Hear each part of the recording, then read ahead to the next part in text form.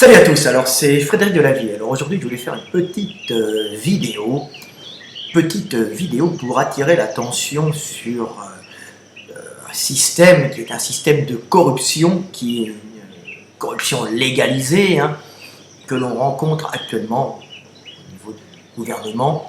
Alors, je viens de voir cet article, alors je ne suis pas au courant de tout bien sûr, mais ça m'a fait tressaillir et je trouve ça honteux et je m'aperçois, tout confirme plutôt, parce que je le sais depuis longtemps et nous commençons à le savoir tous, que nous sommes dans une véritable république bananière où la corruption est une institution légalisée.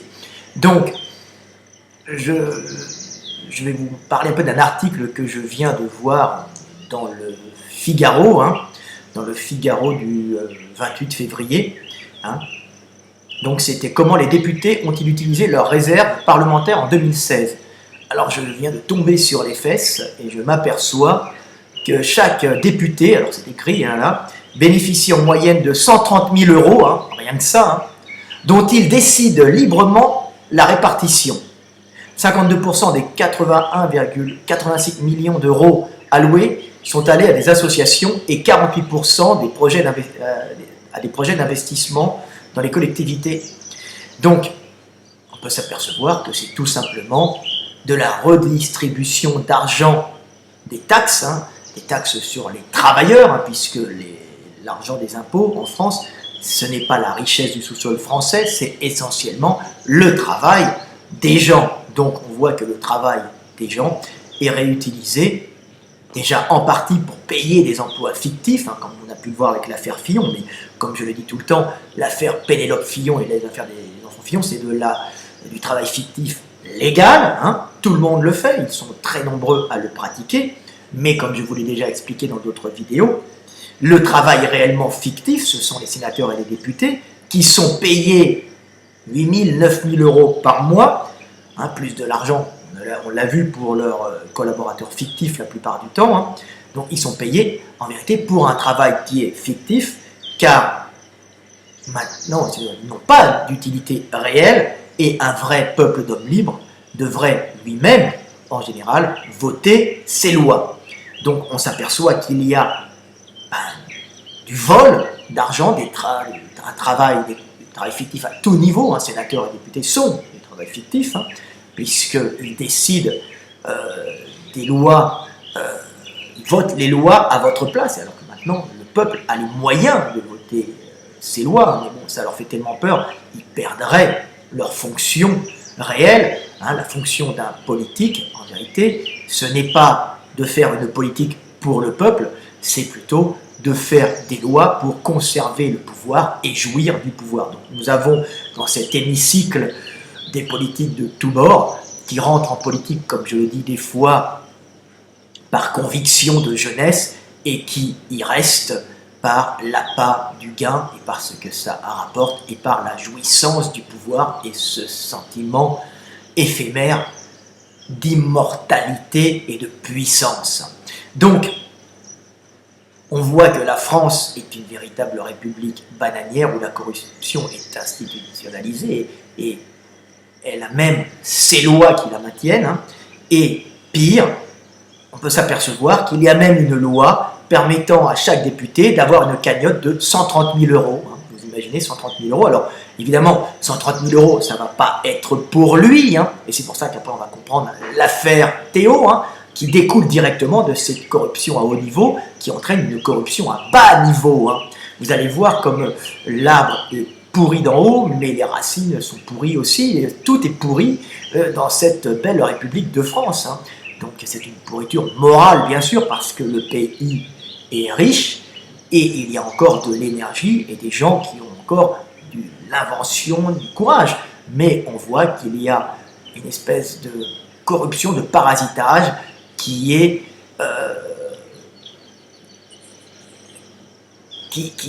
mise en avant, qui est valorisée par un système législatif tout simplement. Donc, on voit qu'ils ont 130 000 euros, chaque député et sénateur a 130 000 euros qu'il va redistribuer comme bon lui semble. Alors, évidemment, il ne va pas pouvoir se le mettre dans la poche ou acheter une bagnole ou une BMW je ne sais pas, une berline de luxe, mais de toute façon, ce qu'il va faire avec cet argent, c'est en général le redistribuer comme moyen d'influence. Hein. C'est-à-dire que on peut voir, alors longtemps, alors, il est perçu comme une caisse noire, je regarde l'article, hein. On peut voir 52% sont allés aux associations, 48% à des projets d'investissement des collectivités locales. Alors il faut savoir que les associations sont des associations souvent qu'ils connaissent, les gars, hein.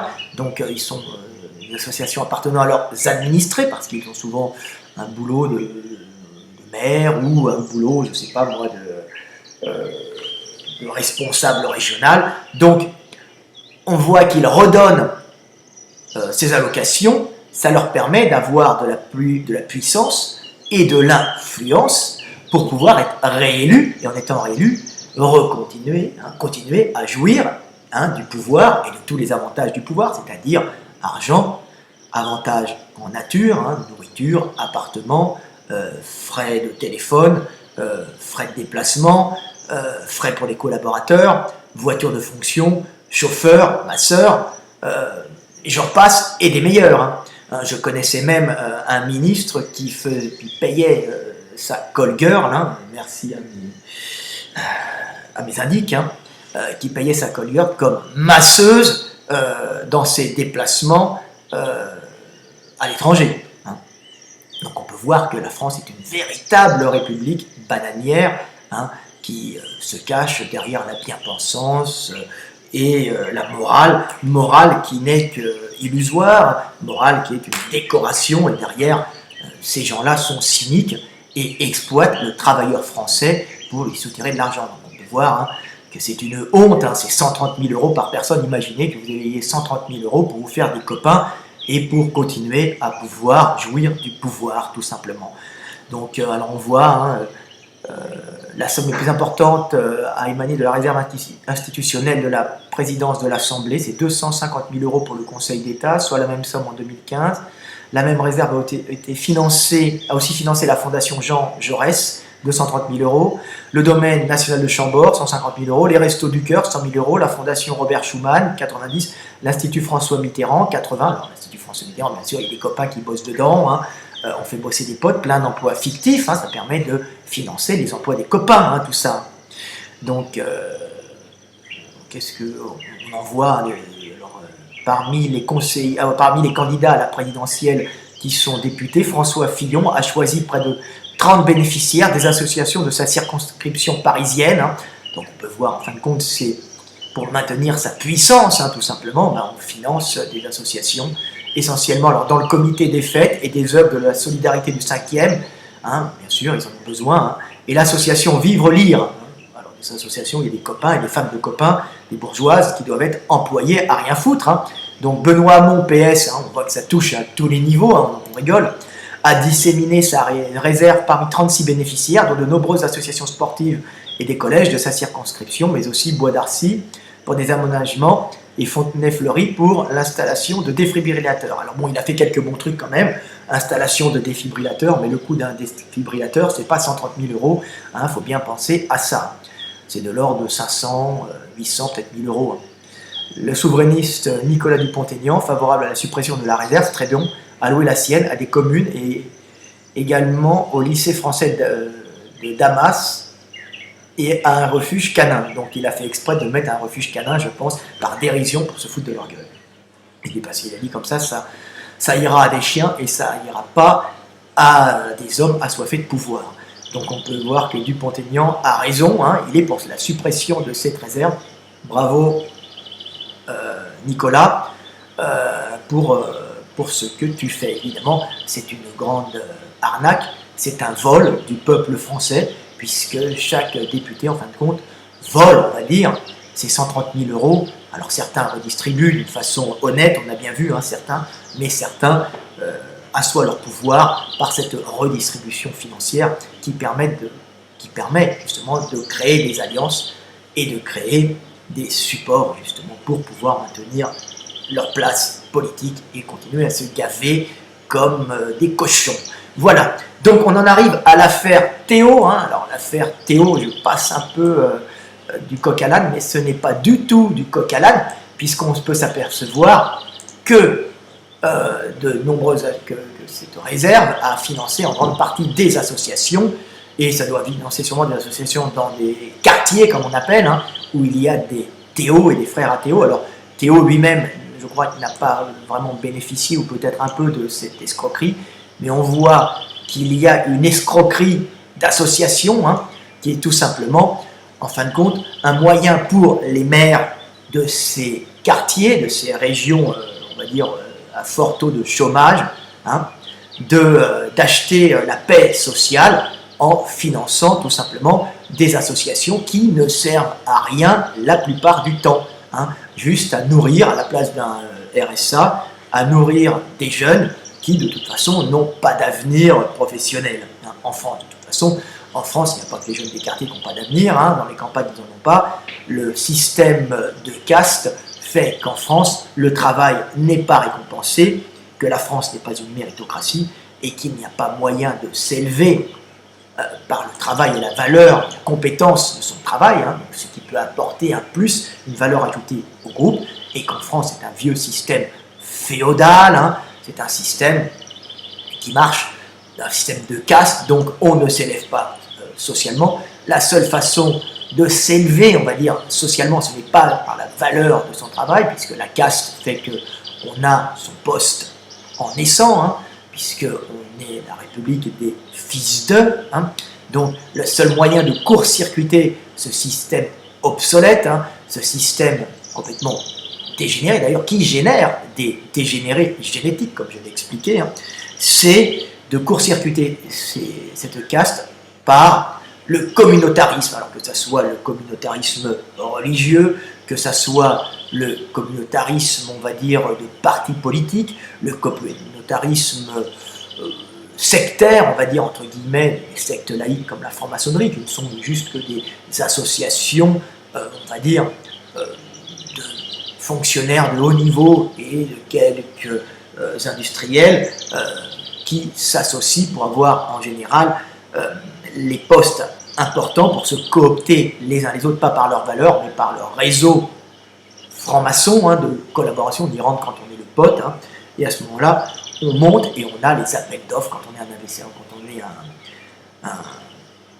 par exemple un industriel ou un bâtisseur, un entrepreneur, hein, donc on est franc-maçon pour avoir l'appel d'offres, hein, l'appel d'offres souvent un faux appel d'offres, hein, puisqu'on est averti avant les autres par ses frères francs-maçons. Donc voilà, ça c'est un type de franc-maçonnerie, mais la franc-maçonnerie est vaste, hein, ça va de l'association de retraités qui s'associent aux pensants en essayant de philosopher sur le monde, à des hordes de requins, comme on peut le voir à haut niveau, hein.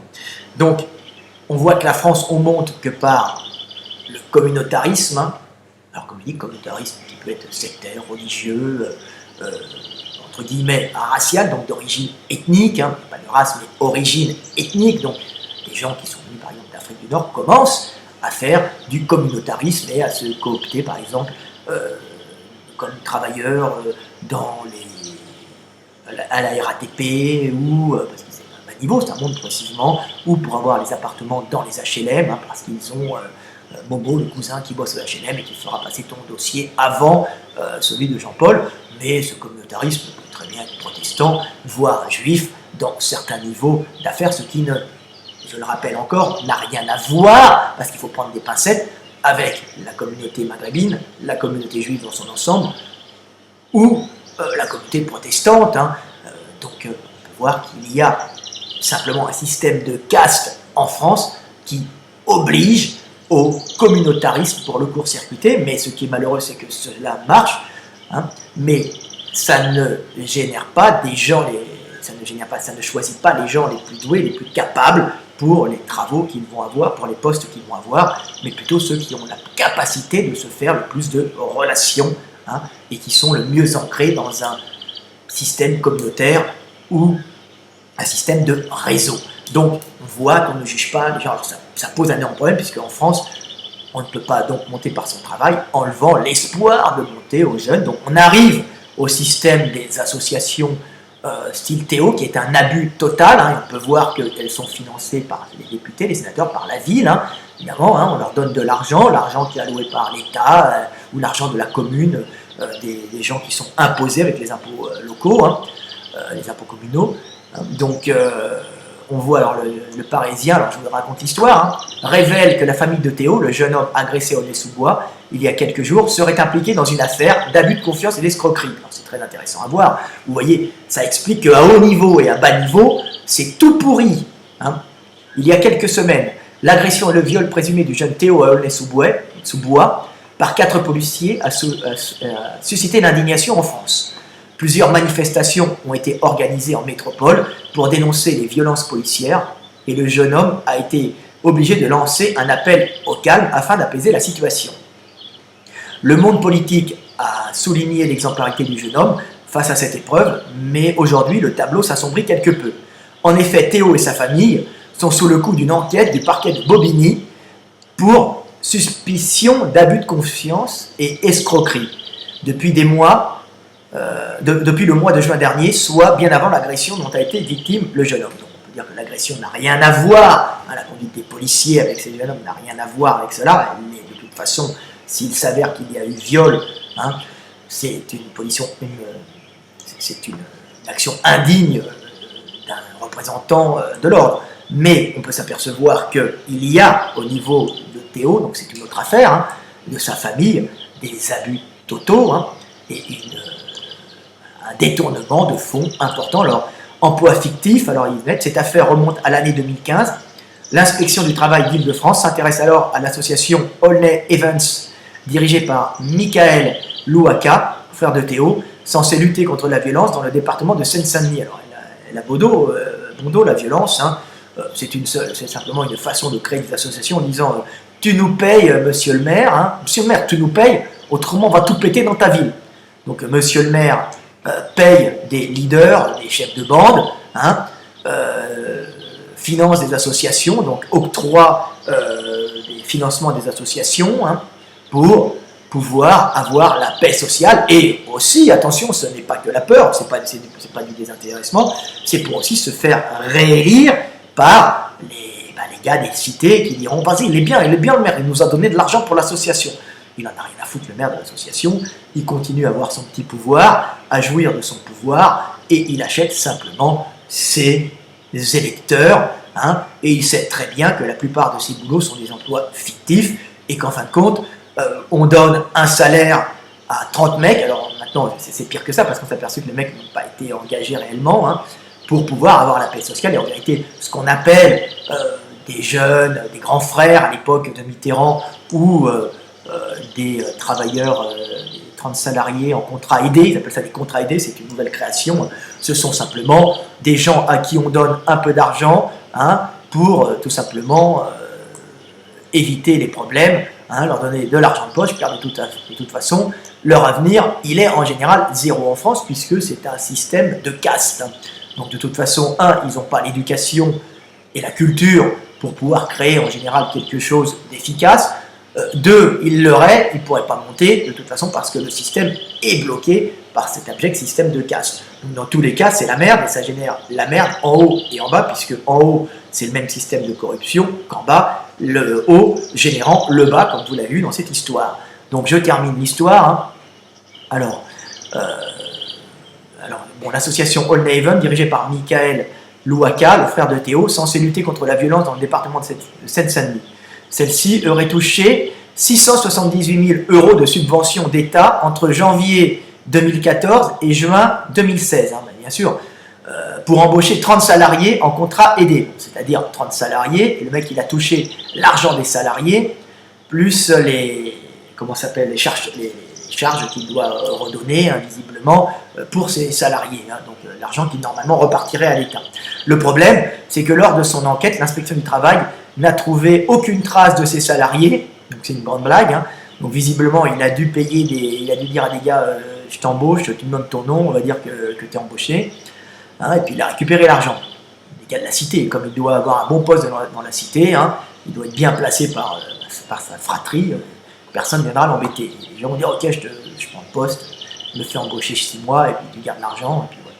Par ailleurs, 350 000 euros de cotisation sociale n'auraient jamais été payés au fisc. vous voyez, c'est les cotisations sociales que donne l'État, hein, ils doivent redonner au fisc, hein, ben là, elles ne sont pas redonnées, elles vont dans la poche du gars, mais à mon avis, il a commencé à se préparer à un retour au pays, bien sûr, hein, puisqu'en général, s'il fait ça en France, il va se retrouver en prison rapidement. Donc, ce sont des gars qui calculent la fuite à l'étranger aussi. Alors, depuis, l'association a mis la clé sous la porte, mais l'enquête aurait montré que 8 membres de la famille Louaka ont touché plus de 170 000 euros. Au total, 52 000 euros auraient ainsi été versés sur le compte de la banque de Théo. Alors, Théo fait partie du coup, hein, il a dû être engagé à 52 000, bah, ça correspond au salaire, hein, je pense. Hein. Ça correspond à 14 à 16, 14, 15, 16, 3 ans, 2 ans de salaire. 2 ans de salaire, plus les charges sociales, un truc comme ça, ils ont dû tout refiler d'un coup, hein, sans comptable. Contacté par le Parisien, Michael Louaka se défend d'avoir employé des salariés fantômes. Donc ils sont visiblement bien dans la merde, hein. Ils ont escroqué l'État,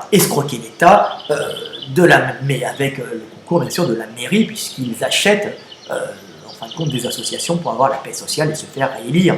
Hein, tout simplement, on est dans une vaste république bananière où c'est corrompu à tous les étages. Donc, on peut voir que à tous les niveaux, hein, que ce soit au niveau des parlementaires, hein, qui nous réservent 130 000 euros, hein, ou bien on va dire des jeunes de cité ou des associations, mais il n'y a pas que ces associations-là, il y a plein d'associations fictives, de bobos pour les arts, pour ci, pour ça, qui se font tout simplement payer des emplois fictifs, hein, sur le dos des travailleurs. Donc on peut voir dans cette histoire qu'à haut niveau, sénateurs, députés parasitent la masse des travailleurs français, des réels travailleurs français, de ceux qui apportent de la valeur ajoutée au travail français, de la création française, hein, donc le patron de PME, le travailleur, l'employé courageux, hein, tous ces gens payent à fond des impôts pour entretenir une masse de fonctionnaires inutiles qui parasitent le système, mais aussi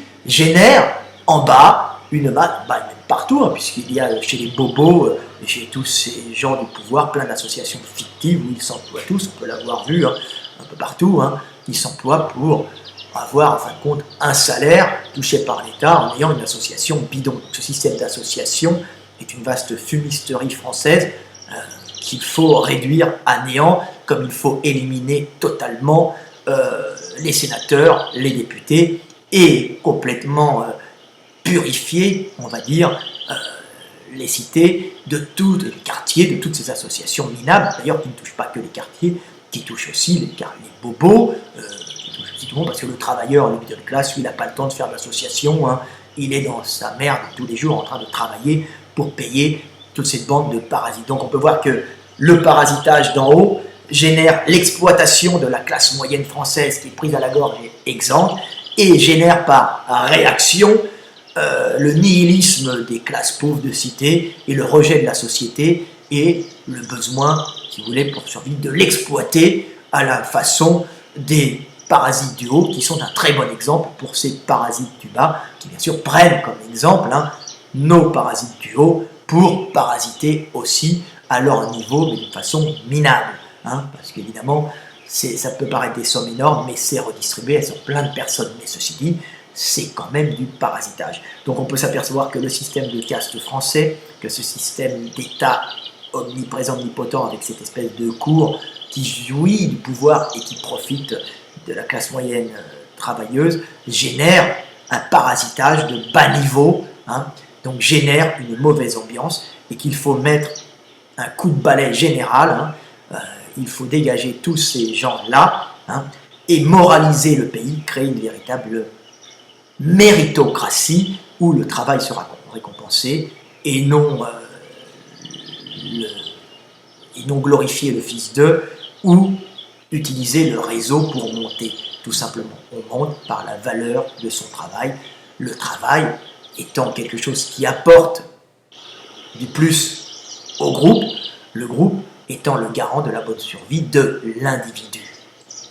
Donc on est en train de détruire la France par ce système obsolète de caste, hein, et ce système de corruption généralisée qui à haut niveau montre un mauvais exemple et pourrit le bas niveau. Hein. Donc voilà, il faut remettre de la moralité partout, créer une méritocratie, puis surtout apprendre au peuple à être responsable et à plus déléguer son pouvoir de décision sur les lois qui régiront sa vie au peuple, ne plus le déléguer à ses sénateurs et députés qui sont souvent parasites et qui sont dans tous les cas des gens qui sont trop payés et qui sont souvent incompétents, puisqu'on voit que le pays est en train de s'effondrer. Donc il faut donner au peuple, je ne dis pas redonner parce qu'il ne l'a jamais eu, le pouvoir de voter ses lois, une démocratie populaire où chaque personne pourra voter ou dévoter une loi sous laquelle il vivra. Voilà. Donc ça commence à arriver, la technologie est là, comme je vous l'ai déjà expliqué. Donc il faut moraliser la France pour ne plus avoir d'arnaque et de vol à haut et bas niveau, et pour pouvoir redonner de l'énergie au peuple et les travailleurs qui bâtissent, construisent notre pays et son avenir. Voilà, c'était Fred Delavier, et ce peuple de classe moyenne est écroulé sous les charges et les impôts. Donc, il génère en France un pays de mentalité où c'est mieux de ne rien foutre et de toucher des aides bidons, avec un appartement et une aide au logement, que d'essayer de travailler. Allez, c'était Fred Delavier, à bientôt, 26 minutes.